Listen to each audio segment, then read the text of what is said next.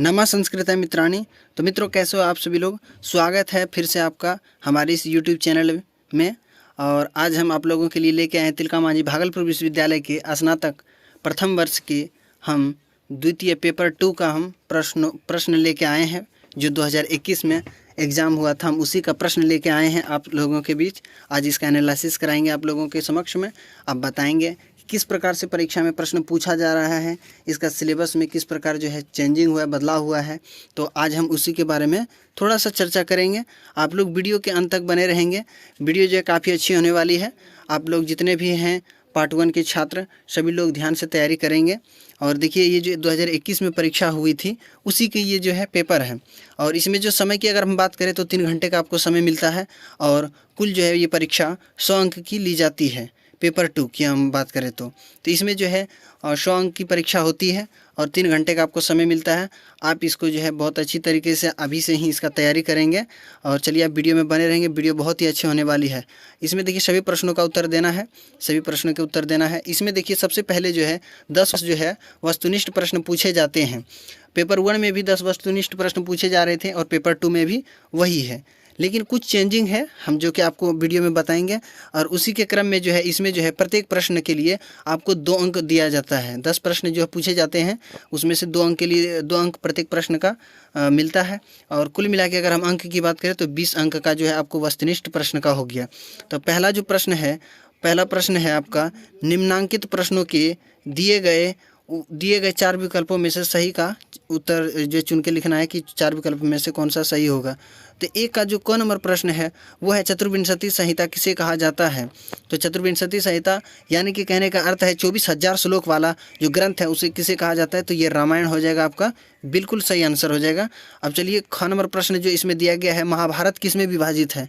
तो महाभारत किस में विभाजित है आप सभी भी जानते हैं कि ये सर्गों में, निश्वासों में, अध्यायों में, पर्वों में। तो इसका जो सही उत्तर हो जाएगा वो हो जाएगा आपका पर्वों में विभाजित है। 18 पर्व में महाभारत विभाजित है। इसी के क्रम में हम आगे अगला प्रश्न देखते हैं, श्रीमद् भगवद गीता कितने अध्यायों में विभक्त है। श्रीमद् भगवद गीता जो है ये कितने अध्यायों में विभक्त है। तो ये कुल मिला के अगर बात करें तो 62 हो जाएगा, नहीं। इसके बाद 59 नहीं, 18, 17, तो इसमें हो जाएगा 18 आपका सही आंसर हो गया। यानी कि 18 यानी 18 अध्याय में श्रीमद् भगवद गीता विभक्त है। तो 18 अध्याय में से आप लोगों को सिर्फ यहाँ जो आपके पाठ्यक्रम में दिया गया है तिलका मांझी भागलपुर विश्वविद्यालय के पाठ्यक्रम में, तो इसमें जो है स्नातक प्रथम वर्ष में आपको सिर्फ पढ़ना है द्वितीय अध्याय को सिर्फ आपको पढ़ना है, बाकी बात नहीं पढ़ना है। तो 18 अध्याय इसमें दिया जाता है। ये प्रश्न पूछा जाता है बार एग्जाम में, आप ध्यान में इसको रखेंगे। और आगे जो है चौथा प्रश्न है, इसमें घ नंबर प्रश्न है, आत्मा के स्वरूप का वर्णन गीता के किस अध्याय में है। तो आत्मा के स्वरूप का वर्णन ये द्वितीय अध्याय में है, ना कि तृतीय, चतुर्थ, पंचम। ये द्वितीय अध्याय आप याद रखेंगे, द्वितीय अध्याय ही आपको सिर्फ पढ़ना भी है। आगे जो है अगला प्रश्न है, ये अंग नंबर प्रश्न है, पूर्व मेघदूतम में यक्ष मेघ से किसका वर्णन करते हैं। पूर्व मेघदूत में जो यक्ष मेघ से किसका वर्णन करते हैं। तो उज्जैनी का, मेघमार का, यक्षिणी का और अलकापुरी का। तो इसमें जो आपका सही आंसर हो जाएगा, ये सही उत्तर ये मेघमार्ग हो जाएगा, यानी मेघमार्ग इसका बिल्कुल सही उत्तर हो गया। अब आगे बढ़ते हैं। आगे इसी के क्रम में 4 नंबर प्रश्न है कि यक्ष शापित होकर कहाँ निवास करता है। ये प्रश्न आपको ध्यान में रखना है कि शापित होकर वे कुरुक्षेत्र में भी निवास नहीं करते थे, अलकापुरी, मगध इसमें भी नहीं, यानी कि रामगिरी पर्वत पर ये निवास करने लगे। ठीक है, तो यक्ष शापित होकर कहाँ निवास करने लगे, तो रामगिरी पर्वत। इसको आप याद रखेंगे, बिल्कुल ध्यान में रखेंगे। 4 नंबर प्रश्न हो गया। 6 नंबर प्रश्न है इसी के क्रम में, पूर्व मेघदूतम में किस छंद का प्रयोग हुआ है। पूर्व मेघदूतम में किस छंद का प्रयोग हुआ है। शिखरिणी छंद, वंशज छंद, मंदाक्रांता, वसंत तिलका। तो इसमें हो जाएगा वसंत तिलका छंद का प्रयोग हुआ है। पूरे पूर्व मेघदूत में जो है मंदाक्रांता छंद का ही प्रयोग हुआ है। ये पूर्व मेघदूत जो है ये कालिदास के द्वारा इसको जो है लिखा गया है। और इसी के क्रम में हम आगे पढ़ते हैं, किरातार्जुनीयम में हितम मनोहारी च दुर्लभम बचा किसने कहा था। तो इसमें जो विकल्प दिया गया है, युधिष्ठिर ने, वनेचर ने, द्रौपदी ने, कृष्ण ने। तो इसका जो सही आंसर हो जाएगा वो हो जाएगा आपका वनेचर, यानी वनेचर इसका सही उत्तर हो जाएगा। अगला प्रश्न की ओर बढ़ते हैं। 6 नंबर प्रश्न है, किरातार्जुनीयम में वनेचर किसका दूत है। तो किरातार्जुनीयम में जो है वनेचर किसका दूत है। तो ये देखिए कृष्ण का, दुर्योधन का, धृतराष्ट्र का, युधिष्ठिर का। तो इसमें जो आपका सही उत्तर हो जाएगा वो हो जाएगा आपका युधिष्ठिर का ये दूत था। ठीक है, युधिष्ठिर का दूध था। किरातार्जुनीय में वनेचर जो था युधिष्ठिर का दूध था। अगले प्रश्न की ओर बढ़ते हैं। किरातार्जुनीय में प्रधान रूप से किस रस का वर्णन है? तो इसमें करुण रस है, वीर रस है, रौद्र रस है और हास रस है। तो इसमें जो प्रयोग हुआ था वो वीर रस आप ध्यान में रखेंगे, ये बिल्कुल सही उत्तर है। तो आपका 10 दूनी 20 अंक का यहाँ पे तैयारी इतना में से पूछा जाता है। अब आगे हम बढ़ते हैं। इसी के क्रम में दूसरा प्रश्न है, निम्नलिखित में से किसी एक प्रश्न का उत्तर दें। तो देखिए यहाँ पे आपको 3 प्रश्न दिया गया है, क नंबर, ख नंबर, ग नंबर।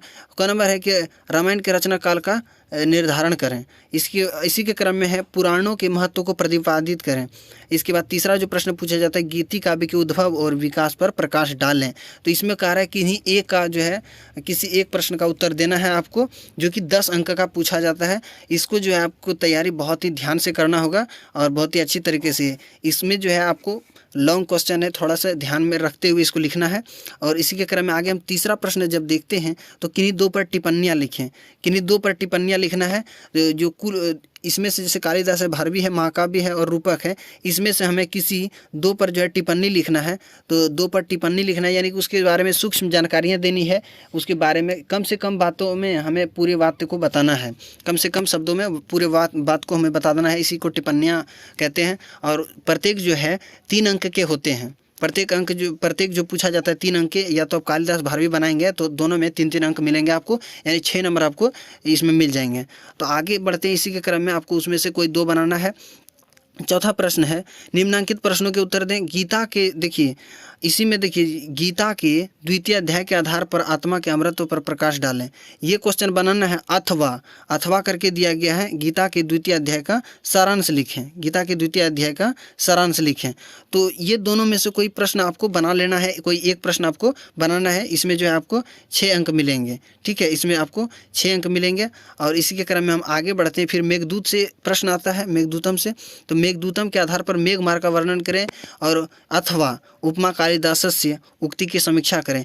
इसमें देखिए ये जो प्रश्न दिया गया है मेघदूतम के आधार पर मेघ मार्ग का वर्णन, ये हर वर्ष पूछा जाता है। बहुत ही महत्वपूर्ण प्रश्न है। और ये देखिए 12 अंक का जो पूछा जाता है, ये 12 अंक का कुल मिला के पूछा जाता है।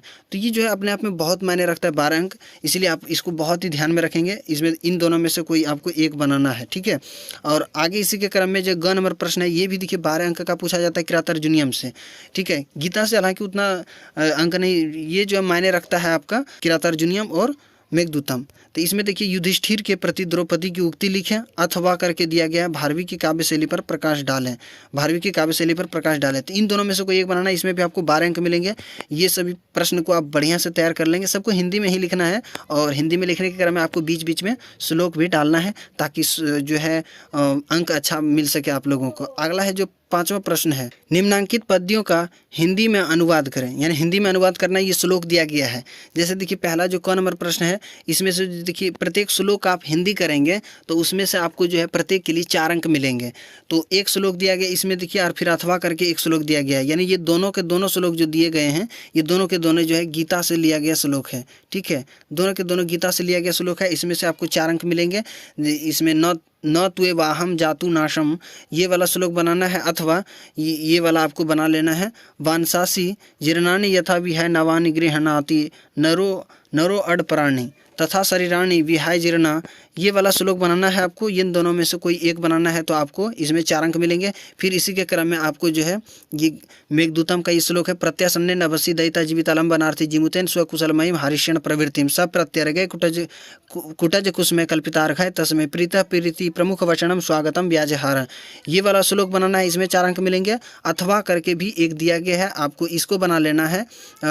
उत्पश्यामी द्रुतमपि सखे, ये वाला श्लोक को आपको श्लोक का जो है अर्थ करना हिंदी में, तो आपको 4 अंक इसमें मिल जाएंगे। तो यानी कि 4 अंक गीता वाला श्लोक में हो गया, 4 अंक आपका मेघदूतम वाला श्लोक में हो गया, और फिर 4 अंक जो है आपको मिलेंगे ये वाला श्लोक में, किरातार्जुनीयम का श्लोक में। तो इसमें जो आपको मिलेंगे ये श्लोक, द्विषाम विघाता विधातु मिक्षतो रहस्य नुज्ञम अधिगम्य भूभृत ससोष्ट बोधारी विशेष शालिनीम विनिश्चतार्थम इति वाचमादिते, ये वाला श्लोक बनाना है। अथवा करके दिया गया है महो जशो मान धनार्चिता, ये वाला श्लोक का हिंदी अर्थ करना है। तो इसमें भी आपको 4 अंक मिलेंगे।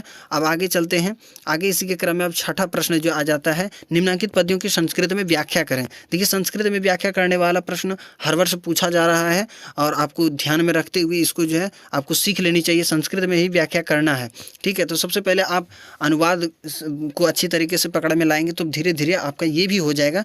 तो इसमें जो पूछा गया प्रश्न है, क नंबर प्रश्न है कि यम ह्री न, ये वाला श्लोक दिया गया है, अथवा करके दिया गया आपका देहिनो अस्मन्यथा देहे कुमारम यौवनम जरा तथा देहांतर प्राप्तिर धीरज तत्र न मुह्यति।